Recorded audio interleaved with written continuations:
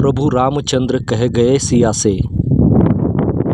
ऐसा कलियुग आएगा कौवा मोती खाएगा. हे एक हिंदी गाणं खूप जुनं आहे, परंतु त्या ओळी किती सत्य आणि भेदक आहेत ते आजची सामाजिक परिस्थिती पाहिल्यानंतर खरोखर त्याची जाणीव होते आणि ती उणीव देखील भासते. मित्रांनो, आज एक बातमी ऐकली आणि ती बातमी म्हणजे भगवानगडाचे महंत श्री नामदेव शास्त्री महाराज यांची.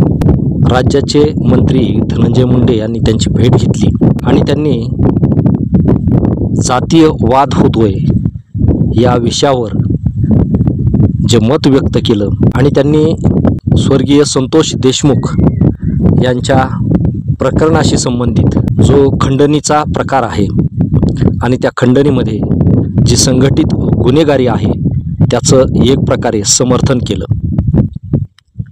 आत्तापर्यंत आपण असं समजत होतो किंवा अशी रूढ होती की संत आणि संतत्वाच्या पदाला पोहोचलेल्या माणसाला जात नसते, परंतु आज हे सिद्ध झालं की आता संतांना देखील, महंतांना देखील आणि संप्रदायातील लोकांना देखील जातीचा अहंकार आहे.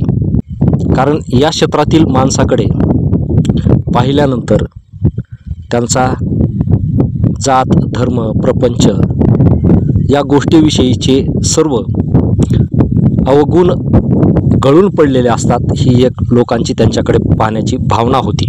परंतु हे कलियुग आहे आणि या कलियुगामध्ये साधू संत देखील कुठली भूमिका घेतील आणि कुठली नाही याच्याविषयी आता साशंकता निर्माण झाली आहे.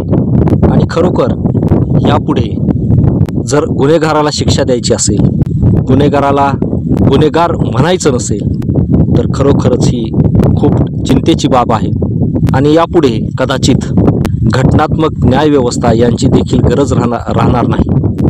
असा न्यायनिवाडा करायचा असेल, अशी भूमिका घ्यायची असेल, तर लोकांनी मठं, देवळं, गडं आणि त्या गडांचे महंत यांच्याकडंच न्यायासाठी आणि न्यायातून सुटका करण्यासाठी अपील केली पाहिजे, असा एक संदेश या निमित्तानं जाऊ शकतो.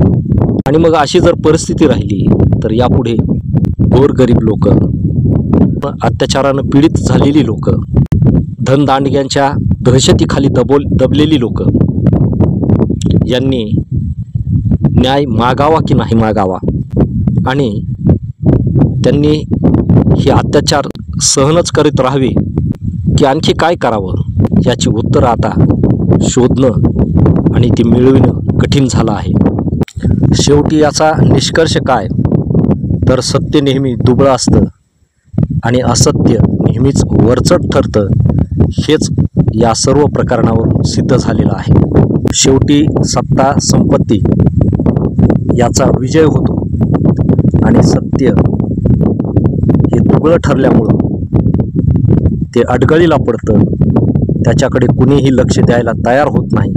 ही वस्तुस्थिती, ही परिस्थिती आज तरी राज्यात आणि बीड जिल्ह्यात निर्माण झालेली आहे.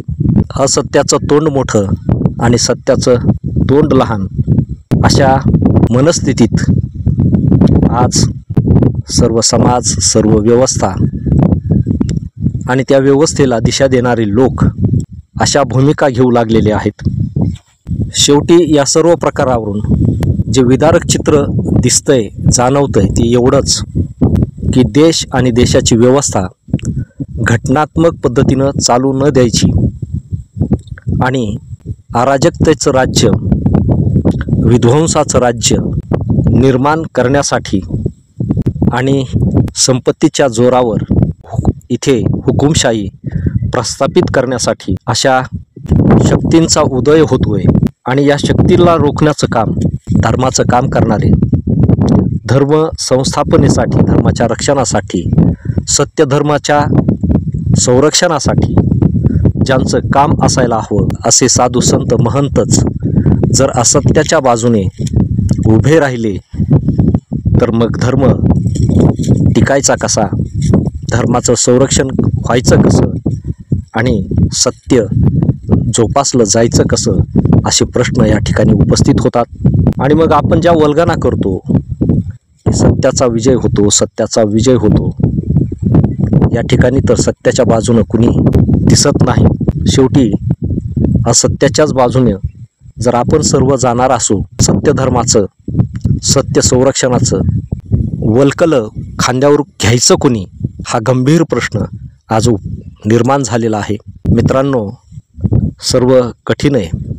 ज्यांच्या आश्रयाला पीडितांनी, दीनदलितांनी आणि दीनदुबळ्यांनी जायला हवं, ती आश्रयस्थानच आता या माणसांच्या छत्रछायेतून दुरावली गेलीत का काय, अशी शंका येऊ लागते।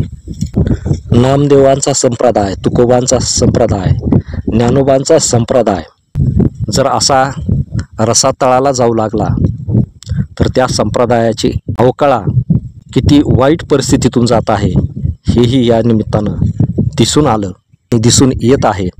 असो, शेवटी निसर्गाला जे मान्य आहे, प्रकृतीला जे मान्य आहे तेच होईल, आणि ते कसंही असलं तरी ते आपल्याला स्वीकारावं लागेल। एवढंच या निमित्तानं। धन्यवाद।